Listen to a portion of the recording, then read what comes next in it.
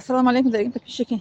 Вот эта тема, это уважение родителей у меня на первом месте стоит. Я всегда как это акцент делаю на это, потому что всегда, где мы как ни жили, не были бы, они как всегда смотрят у человека как опыт на чего, правильно? Если, допустим, я если медик, они интересуют, сколько год у меня это медицине опыт есть. Если я скажу, что у меня, ну, эту тему родителей, они это тоже вопрос это возникает, что сам человек или сама я, допустим, это у меня есть опыт это, насчет как это уважение, забота о родителях, правильно?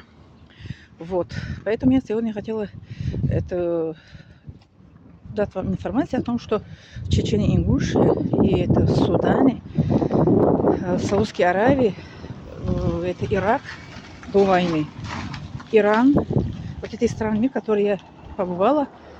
Ну, мне это Иран, Ирак, когда во время хадж на автобус ездили, через Иран, Ирак мы это езжали. Я интересовала всегда. Вот.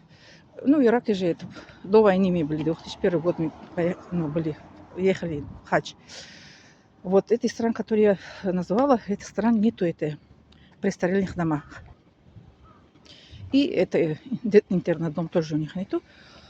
А вот престарелых домах почему нету у них? Вопрос такой. Потому что они как это мусульмане, они как это верят в Аллаха, они знают, что кто если ослушает папу, маму, не уважает и заботится о родителях, у них будет как это, как наказание Аллаха. Поэтому в этой стране мира мусульман, которые они живут, по исламу, да, у них это нету престарелых домах.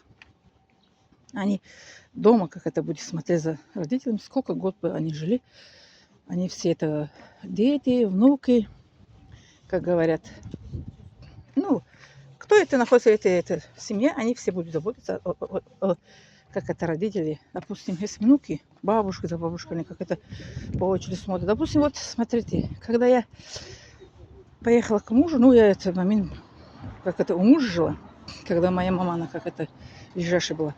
Я как-то это, поехала к это, служить свою, как свекровь свекра и мужа. Я как это, мою это, семейно заменяла мои, как это, племянницы, внучки моей мамы. Они как это в соседнем подъезде жили.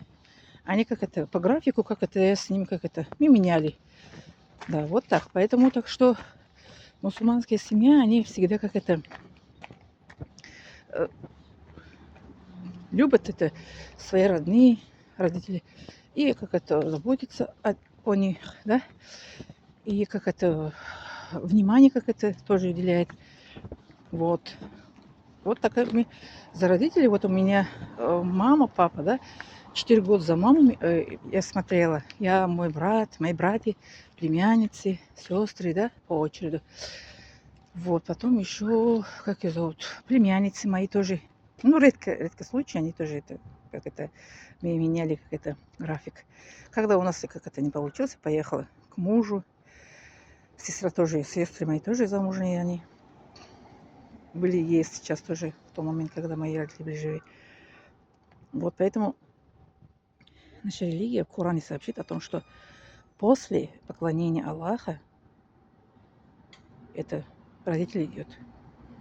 Да, если мы как это не будем слушать папу, маму, не будем это внимание делить, не заботимся о это родителям, если они не будут довольны нами, Аллах не будет доволен нами. Это в первую очередь. Довольство Аллаха мы получаем, если наши родители будут довольны нами. Однако моя мама ночью, днем она как это звала меня и брат мой младший, она сказала, что я вас мучаю, давайте ночь, все люди спят, отвезите меня куда-нибудь подальше, что, ну, что отдыхали от меня. Мой брат плакал, я тоже плакала, мы оба обняли маму и сказали, мама, больше так не говори, пожалуйста. Не говори. Мне мама спрашивали, когда-нибудь это тебе сказали такое? Мы вам сказали такого? Нет, мама говорит. А если мне сказали, мама, почему так это думаете, что это так? Мама говорит, я так думала, говорит. Потом она обняла и нас в лоб поцеловала. И это сказала, что пусть это Аллах будет вам довольный, это мои родные. Пусть у вас в жизни всегда это было как это, ну, благо вы жили. Пусть что это были это счастливы в этом мире и ином мире. Вот. Поэтому кто живет как это в исламе, как это боится Аллаха, папу, маму в старости не оставляет нигде и никак. Да, благодарю за внимание.